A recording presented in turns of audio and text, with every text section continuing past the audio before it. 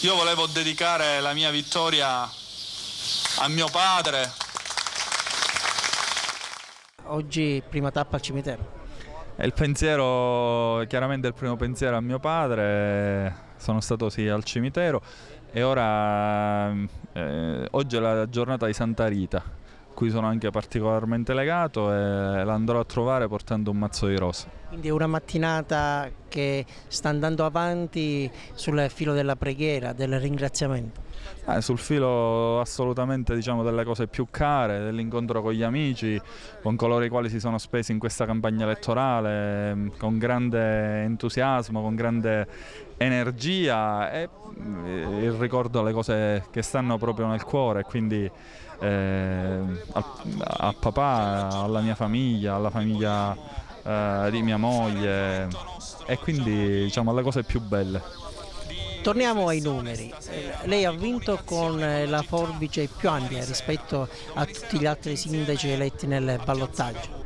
È un grande voto, è un grandissimo voto, ha vinto la città libera contro tutti i partiti, contro tutti gli apparati, contro tutte le strutture di partito, ha vinto un grande voto di libertà.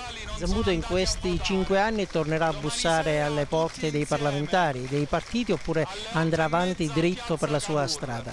Ma guardi, è chiaro che lavorerò e rappresenterò tutta la città di Agrigento e quindi busserò a tutte le porte delle istituzioni regionali e nazionali per difendere ancora con maggiore forza la città di Agrigento, senza alcun condizionamento, senza alcun ricatto. Piero Macedoni, il giorno dopo ancora tanta gioia e tanta soddisfazione attorno a Marco Zambuto, attorno a questo straordinario successo elettorale. Certo, la soddisfazione c'è, l'abbiamo visto, lo stiamo dimostrando, ma per noi ormai già è calato il sipario su questa candidatura di Marco Zambuto, la gente ha risposto, i nostri messaggi li hanno capiti. Adesso noi continuiamo a fare politica perché per il patto è un impegno ancora più gravoso. Noi abbiamo iniziato un percorso 2 anni fa e continuiamo a crescere. Le prove che abbiamo fatto in queste amministrative hanno dimostrato che quello che abbiamo intuito 2 anni fa con questo grandissimo uomo che è Riccardo Gallo è indovinato. La gente voleva sentirsi dire le nostre cose